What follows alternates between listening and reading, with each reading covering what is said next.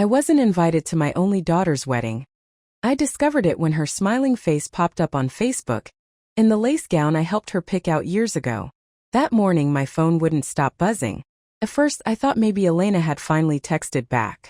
Instead it was a flood of notifications, tags, comments, congratulations. My coffee went cold as I opened the app. And there she was, my little girl standing under white lights and paper flowers. Her caption read, "The happiest day of my life." I didn't understand. The last time we spoke she said she wasn't even dating anyone seriously. I still transferred her monthly allowance, still called every Sunday. But now she stood beside a man I'd never seen before, wearing my late husband's smile, the same smile that used to make her blush when she was little. My throat tightened as I scrolled. Each photo cut deeper. The dress, the cake, the guests, even the garden, my garden, the yard of the house I gave her after her father died. It was my home once, and she turned it into her wedding venue without a word. Comments from family friends filled the screen. "Such a beautiful ceremony. Your mother must be so proud." My phone stayed silent. No one had called, not even to ask why I wasn't there. I zoomed in on one photo. Aunt Clara's floral dress caught my eye. My sister was there too. My hand shook as I dialed her number. She answered cheerfully. "Hey Rosara. You saw the pictures." I swallowed the lump in my throat. "Clara, you knew?" Her voice dropped. "Elena told me you didn't want to come." I stood up, heart pounding. "Didn't want to? What are you talking about?" She sighed heavily. "She said you'd make a scene.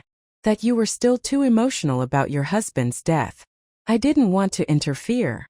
I couldn't breathe for a second. Too emotional? About her father? There was silence on the other end. Then she muttered, "Maybe it's better this way." She wanted peace on her wedding day. I hung up. My hands were trembling so badly I nearly dropped the phone.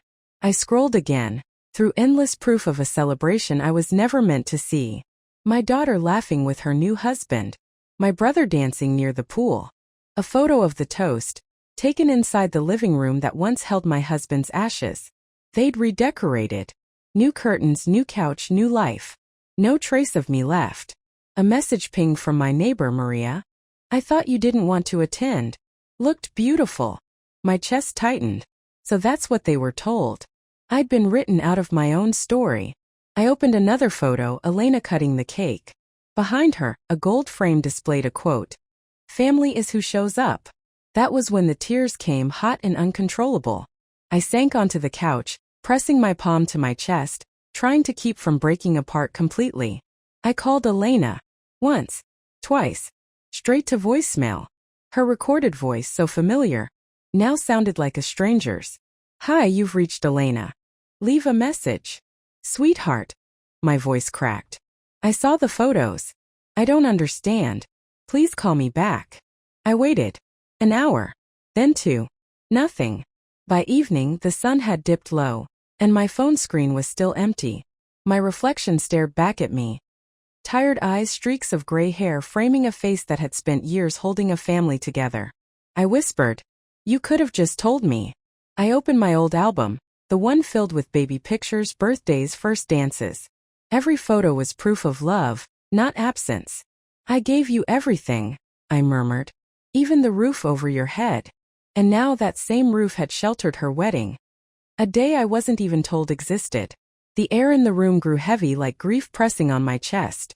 I stood, pacing slowly, trying to reason with the silence. Maybe she was overwhelmed. Maybe she'd call tomorrow. But then a darker thought crept in. What if she meant it? What if she'd planned this carefully, keeping me out so she wouldn't have to explain herself? That night I couldn't sleep. I sat by the window, watching the streetlights shimmer on wet pavement. My husband's voice echoed in my mind, the way he used to say, "You're her anchor, Rosara. Don't let go." But anchors don't hold when the ship cuts the rope. By morning I looked at her photos again one last time. Everyone smiling. Everyone pretending I didn't exist. I whispered to the empty room. "You built your new life on silence. Don't expect me to stay quiet anymore." My hand hovered over the unfollow button, but I didn't press it. Not yet. I needed to understand why. And then softly the words slipped out before I even realized I'd spoken them. If she's old enough to erase me, she's old enough to stand on her own. 2 days later, the phone rang just after breakfast. The caller ID said Bank of Yucatan. I almost didn't answer. But something in my chest said, pick it up. Mrs. Morales, a polite voice said. We've detected irregular activity on the mortgage connected to your former property. I frowned. Former property?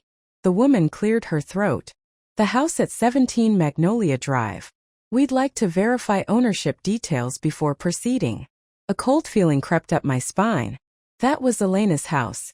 The one I transferred to her after my husband died. It wasn't supposed to have a mortgage. What do you mean irregular activity? I asked. Perhaps it's better discussed in person, she said softly. 2 hours later, I sat in a spotless office that smelled like polished wood and paper. The banker, young, nervous, slid a folder toward me. We noticed refinancing paperwork filed last month. But the signatures, they're inconsistent. I flipped open the file. My name was there, written in slanted ink. Only it wasn't my handwriting. My stomach turned. Who authorized this? He hesitated, then lowered his voice. Your daughter and her husband, ma'am. They claim joint ownership. The loan is now delinquent. Delinquent. The word hit me like a slap. I scanned the documents, loan terms, forged signatures, photocopied IDs. Every page smelled of betrayal.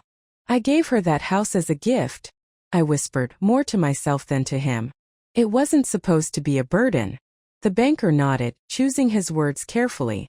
If repayment doesn't resume, the property could be foreclosed. You're still listed as a partial guarantor. My pulse quickened. So legally I could lose it? Yes, ma'am. The office suddenly felt smaller, the air too tight to breathe. I ran my fingers over the fake signature again. Someone had practiced it. The curl of the R. The slope of the M. It wasn't random. It was deliberate. I looked up at the banker. I want copies of everything. Of course. He gathered the papers, then hesitated. You might want to consult a lawyer. I folded the documents into my purse. My voice came out steady. I intend to. Outside, the sunlight stabbed my eyes. The street noises, the honk of cars, a vendor shouting about fresh tamales, felt distant, unreal. I walked to my car as if moving through a dream I didn't belong in anymore. Inside, I sat gripping the steering wheel until my knuckles whitened. How many times had I told Elena to come to me if she needed help? How many times had I transferred money, no questions asked? My mind replayed every conversation. Every "don't worry, Mom. I've got it under control." I thought she was independent. Turns out she was just hiding things better. When I got home, I spread the papers across the kitchen table like a crime scene. Loan number. Cosigner. Interest rate. Her husband's name, Daniel. I'd never met him, but now I knew his signature. Each line told a story of manipulation dressed as paperwork. I remembered how Elena used to hold my hand when she was scared of thunderstorms. "Don't let go, Mama," she'd whisper. And now she'd used that same hand to forge my name. The tears came, but this time they burned differently. Not soft grief, but sharp humiliation. I wasn't just excluded from her wedding. I was erased from my own home. By evening, the documents sat neatly in a folder beside my teacup. I felt calm again, but it wasn't peace. It was purpose. My phone buzzed. A message from my sister, Clara. "Did you talk to Elena? She's saying you're overreacting." I typed back. Overreacting to what? Fraud. Then I deleted it. I didn't owe anyone an explanation. The next morning I went back to the bank. The same young banker looked startled to see me again. "I need certified copies," I told him. "Every page. Every signature." He nodded quickly. "Yes, Mrs. Morales." When the envelope slid across the desk, I felt a strange surge of strength. This wasn't just paper, it was proof. As I stepped outside, a cool breeze brushed my face. The city noise returned to normal, but I no longer felt invisible. My daughter had rewritten me in ink, hoping I wouldn't notice. Well, I noticed. I looked down at the folder in my hands and whispered, "If she's rewritten me in ink?" I paused, letting the anger settle into something colder, sharper. "Then I'll erase her indeed." 3 knocks on the door, slow, deliberate, like someone rehearsing confidence. I wasn't expecting anyone. But the moment I opened it, I understood everything. A tall man stood there, polished shoes, smirked too casual. Mrs. Morales? His tone was syrupy, polite in a way that made my stomach tighten. I'm Daniel, Elena's husband. So this was him. The stranger from the photos. The man who married my daughter in my own backyard without even a phone call. I didn't invite him in. What do you want? He smiled wider, hands tucked in his pockets. Just thought we should talk. Clear the air. I studied him, expensive watch, confident stance, but eyes that never stayed still. The air's already clear, I said. I can see exactly what you've done. Now, he chuckled, stepping onto the porch without being asked. You've probably heard from the bank. Look, there's been some confusion. Elena and we've had a rough start financially. You know how newlyweds are. I crossed my arms. You forged my name. His smile faltered, but only slightly. Let's not use ugly words. We just handled things quickly. We thought you'd understand. Understand what? I asked quietly. That my daughter's husband steals from me? He straightened, his charm cracking just a little. We were under pressure. The wedding, the house, the loan, it all happened fast. Elena said you can be emotional about money matters. We didn't want to upset you. Emotional. There it was again. That word they kept using like a weapon. I stepped aside, gesturing toward the kitchen. Come in. If we're going to talk, let's do it properly. He followed, glancing around as though taking inventory of my small home. I poured coffee, steady hands despite the storm building inside me. While he talked, I set my phone face down on the table, recording. So, he continued, stirring his cup though I hadn't given him sugar. Elena's been worried. You two used to be close. She doesn't want bad blood. She just needs a little time to sort things out. I sat across from him, watching the way he leaned back like he owned the place. Time, I repeated. You mean time to fix the loan you took using my name? He gave a practiced sigh. Mrs. Morales, family forgives. That's what makes it family. I smiled faintly. Forgiveness requires honesty. I don't see any here. His eyes flicked toward my purse where the bank folder peeked out. You've been busy, he said. Just catching up, I replied. He shifted, tone turning colder. You wouldn't want to make things harder for Elena, would you? She's your daughter. That hit its mark. My throat tightened, but I didn't look away. She's also an adult. And adults face consequences. He laughed once, low and condescending. You don't understand how the world works anymore. It's different now. Young couples have to improvise. By lying? I asked. His smirk returned. By surviving. The silence that followed was thick enough to touch. I leaned forward, voice calm but sharp. Tell me, Daniel, when you looked at that signature, did you even hesitate? Or did you enjoy it? Pretending to be the woman whose house you live in. He blinked, surprised by my tone. You're twisting this. No, I said softly. You already did that for me.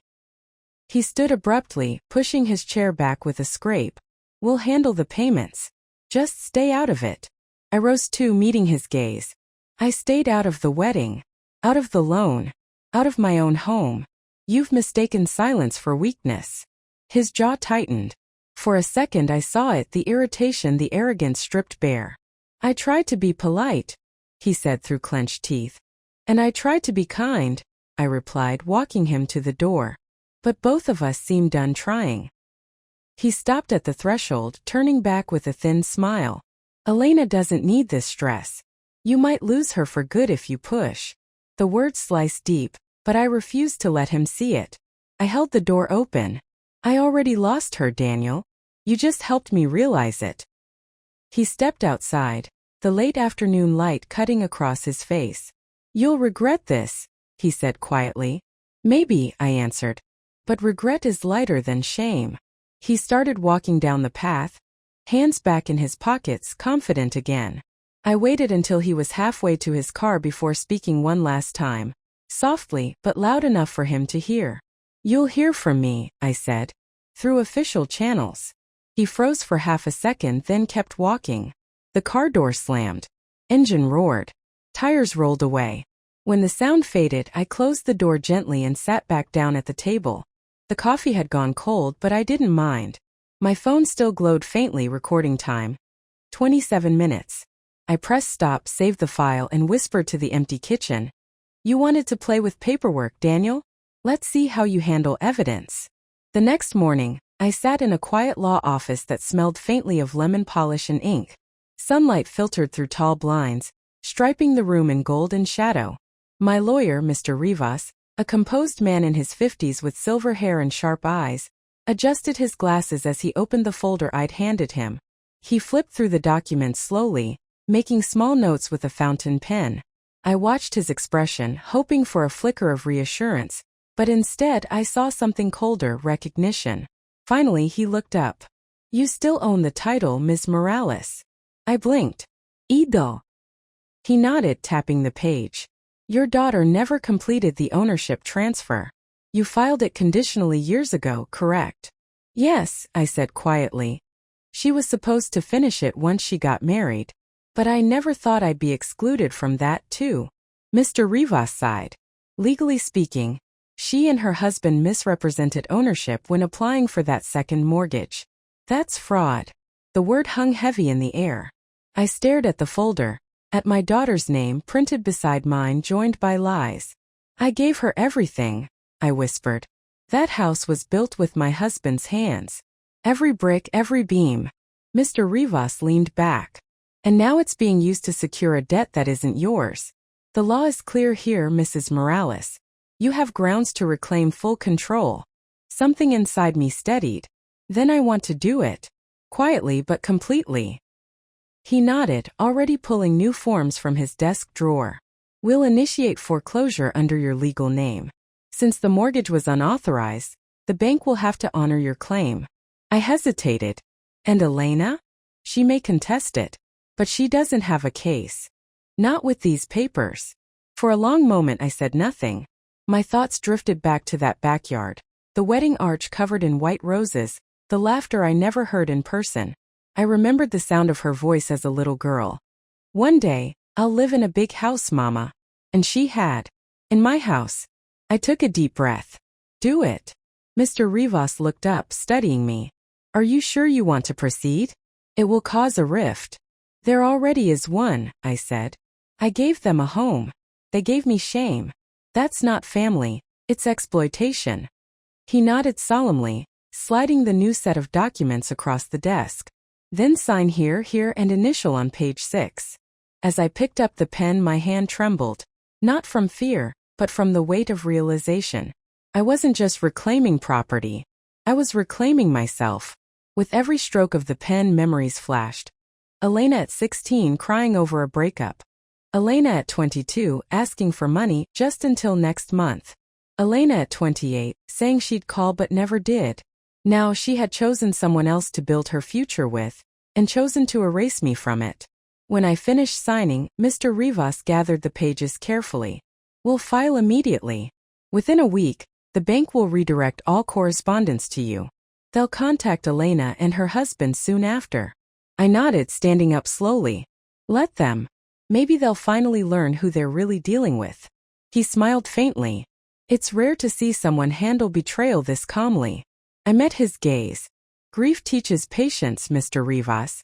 And I've been grieving my daughter for years. As I left the office, the city felt different. The same streets, the same noise, but the air was lighter. I walked past the bakery where I used to buy Elena's favorite conchas. Past the florist where I once ordered roses for her birthdays. Now I didn't look through the window displays. I just kept walking. At home, I placed the lawyer's folder on the table beside the bank envelope. 2 symbols of everything I had built, and everything I had lost. That evening I made myself tea and sat in silence, staring at the house's old photograph on my phone.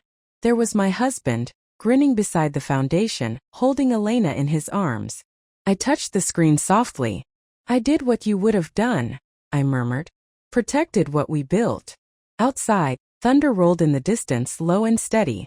The kind that didn't frighten anymore, it warned. The next morning, I received an email from Mr. Rivas confirming the filing was complete. Attached was a scan of the new document. Property owner Rosaura Morales.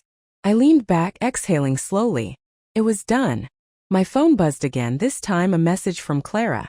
Elena's looking for you. Says she heard something about the house. I didn't reply. Instead, I stared out the window as the rain began to fall. Let her wonder. Let her call. Let her realize that the woman she thought would always stay quiet had finally learned to speak through signatures and seals. The storm outside deepened, branches bending under the wind. I closed my eyes and whispered to no one in particular. They used ink to take what was mine. I used ink to take it back. A week later, a bright red for sale sign stood where the wedding arch once glowed with fairy lights. The grass was still trampled from the party that celebrated love, a love that had quietly erased me. The realtor's car was already parked outside, her clipboard tucked under her arm as potential buyers wandered through the open house. The breeze carried fragments of laughter from curious neighbors who had come to just have a look. I stood by the gate, calm on the outside, though my heart beat like a drum beneath my blouse. I wasn't here to argue. I was here to finish what I started. Then I heard the sound of tires screeching to a stop. Elena stepped out of a silver SUV, sunglasses hiding her eyes, Daniel right behind her, his jaw tight. They looked out of place, furious, desperate, uninvited. "Mom, what is this?" Elena's voice cracked as she stormed toward me. "You're selling the house?" I met her glare evenly. "I told you before, it's my house. And yes, it's for sale." Daniel laughed under his breath, a cold, dismissive sound. "It's just property. Don't be dramatic." The words hit me like a slap. Just property. To him maybe. But to me it was every year of sacrifice. Every brick laid with love and loneliness. Elena took a shaky breath, her voice trembling between anger and tears. "You're punishing me." I shook my head slowly. "No, Elena. I'm teaching you what consequences feel like." She stared at me, speechless, and for the first time, I saw something flicker behind her anger, fear. A few neighbors had gathered by then, pretending to check their mail, whispering behind fences. The heat of their stares pressed against my back. Elena's voice rose. "You're cruel. You're doing this because I didn't invite you to the wedding." I didn't answer. I let the silence speak. Because the truth, that she had replaced her mother's place at the table with a photo, already hung heavy in the air. Her eyes burned with tears. "You make everything about yourself. That's why I didn't tell you." There it was. The confession. The reason she chose secrecy over honesty. "I make everything about myself?" I said quietly. "Elena, everything I've done, every sacrifice was for you. I didn't even keep a piece for me." Her expression faltered, but Daniel placed a hand on her shoulder, guiding her back like she was a child needing direction. "Let's go," he muttered. "She's lost it." I reached into my handbag and pulled out 2 neatly folded envelopes. "Here," I said. "Copies of the legal notice. Everything is official." Daniel frowned. "You can't just—" "I can," I interrupted. "And I have." The tension crackled like summer thunder. Elena refused to take the papers, her chin quivering, but Daniel snatched them from my hand. "You'll regret this," he said. "Maybe," I replied. "But at least the regret will be mine." The realtor approached then, her heels clicking briskly against the path. "Mrs. Morales," she said, breathless. "We've received an offer." Elena froze. "What?" The realtor smiled apologetically. "A cash buyer. They've already signed. It's done." For a moment no one moved. The wind rustled the for sale sign until it creaked against the post. Elena turned pale. "You can't. This is where I grew up." I felt a pang of something. Not guilt, not victory. Just the ache of a mother who finally stopped waiting to be chosen. "Elena," I said softly, "you grew up here. But you left me behind in the process." Her voice broke. "Mom, please." But I didn't move. I had begged before. I had waited before. And now for once I stood still. Daniel muttered something under his breath, grabbed her arm and led her away. The SUV's doors slammed, the tires spun against the gravel, and then they were gone, leaving a faint cloud of dust and perfume behind. The realtor turned to me. "Congratulations," she said. "You did well." I looked at the house one last time. "No, iwisparat." I just did what I had to. The sold sticker was pressed across the sign before sunset, bright red like a wound or a seal. And as the neighbors watched from their porches, I realized something had shifted inside me. The pain hadn't disappeared, but it no longer ruled me. For the first time in a long time, I wasn't the one being left behind. The house was quiet when I stepped inside for the last time. The echo of my footsteps bounced off bare walls, and the air smelled faintly of dust and old flowers, remnants of lives once lived here. The wedding petals still clung to the edge of the porch, brittle and faded, as if even they hadn't realized the celebration was long over. I closed the door gently behind me. The sound was final, heavy like punctuation at the end of a long sentence. Each room I entered carried a memory. The dining table that once held birthday cakes now stood stripped, a pale outline marking where a vase had once been. In the corner, the faint scuff marks from a tricycle, Elena's first. I ran my hand over them and smiled through the ache. I pulled out my phone. The screen lit up with a memory notification. Elena's wedding. 1 month ago. For a moment I hesitated. Then curiosity won. The video played silently, the laughter and clinking glasses muted. I watched her twirl under fairy lights, radiant and untouchable. The same walls behind her, my walls, looked warmer in the glow, like they were part of something holy. But in that crowd there was no trace of me. I turned it off. The silence afterward was deafening. A part of me wondered, had I gone too far? Was this act of letting go really justice, or just revenge wearing nicer clothes? I walked into the kitchen, tracing my fingers over the cool marble counter. This was where Elena used to do her homework while I cooked dinner after long shifts. I opened a drawer, half expecting it to be empty. But inside, folded and yellowed with age, was a small piece of paper. I unfolded it carefully. The handwriting was crooked, childlike. "Mom, one day I'll make you proud." My throat tightened. For a second I had to steady myself on the counter. That tiny note carried the weight of years. Promises made before the world taught her to forget them. I placed the paper gently on the kitchen island, smoothing it flat. It didn't belong in a box or drawer anymore. It belonged here in the open, where it could breathe one last time before being left behind. "Do you see this, Javier?" I whispered to the empty room, speaking to the husband I lost decades ago. "I did what you would have done. Protected what we built." The house creaked as if answering me, old wood remembering old vows. Outside, the realtor's car door slammed shut. She was waiting for me to hand over the keys. But I wasn't ready to let go just yet. I needed a few more minutes to say goodbye. I walked into the living room one final time. The sunlight filtered through the curtains, painting the floor with soft gold. Dust floated in the air like tiny ghosts. I sat down on the floor and closed my eyes. I remembered Elena running through this same space, hair flying, laughter wild. I remembered Christmas mornings, her tearing open gifts while Javier filmed everything. And I remembered the long, quiet years after he passed, me sitting in the dark, waiting for the sound of her car in the driveway. She had grown up and outgrown me. And somehow I hadn't noticed it happening until it was too late. I stood, wiped my eyes, and looked around one last time. The rooms were empty but not hollow. They had held everything they could. When I reached the door, I turned back and whispered, "Thank you for keeping us safe." Then I locked it once firmly. As I walked down the steps, my phone buzzed in my pocket.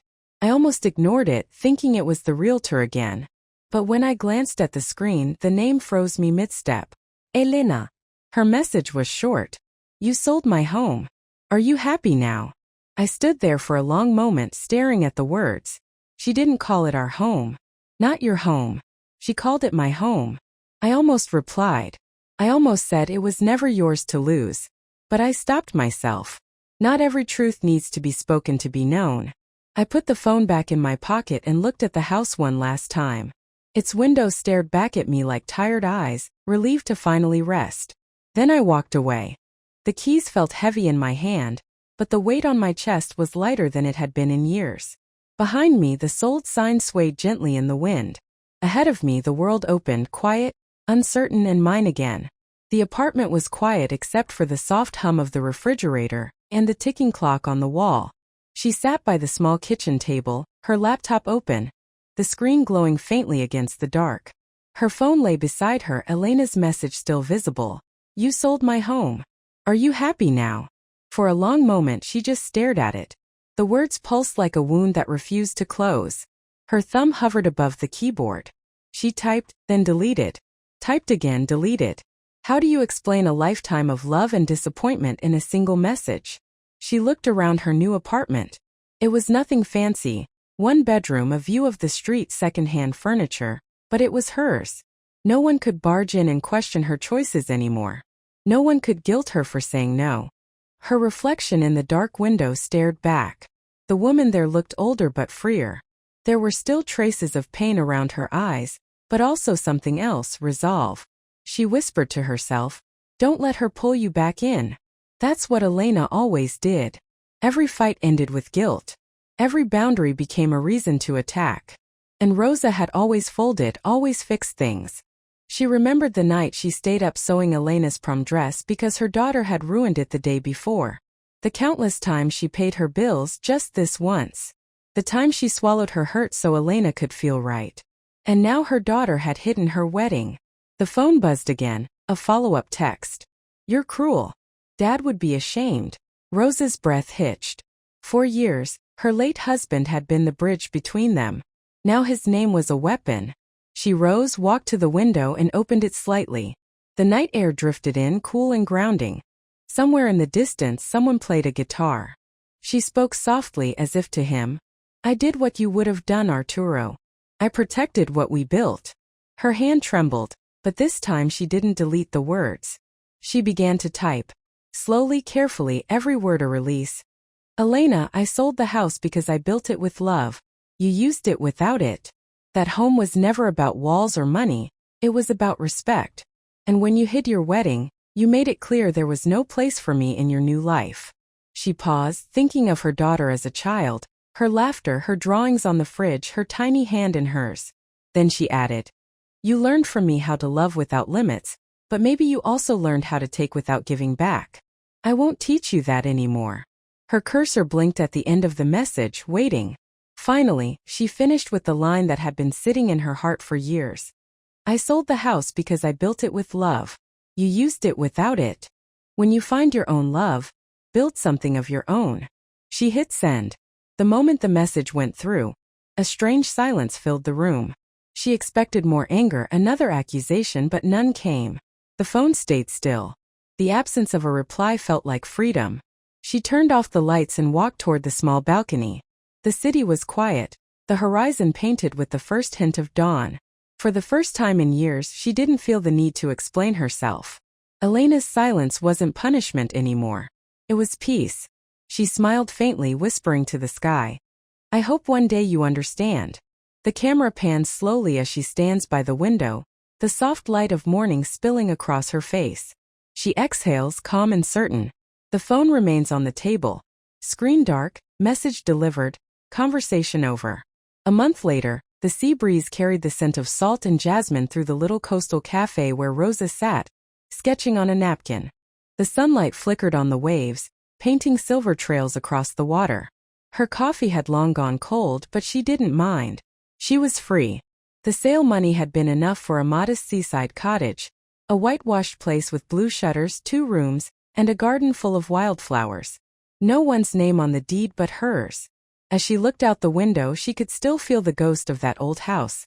The laughter, the fights, the long silences, but they no longer hurt. They were simply echoes now, folded into the past. A soft voice interrupted her thoughts.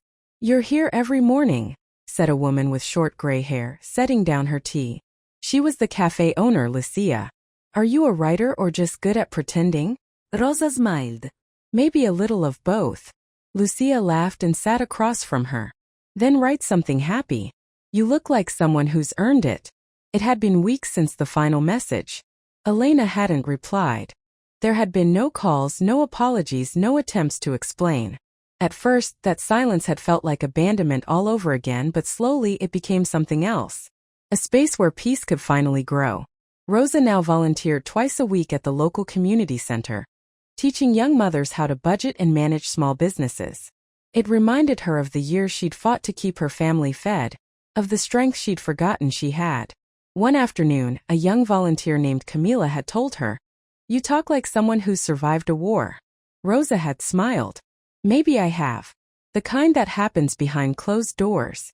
Now, as she sat with her notebook, she began sketching plans for her garden. Lemons, mint, maybe even bougainvillea. Her hands, once worn from cooking and cleaning, now shaped dreams for herself. Lucia poured her more coffee. You look lighter today.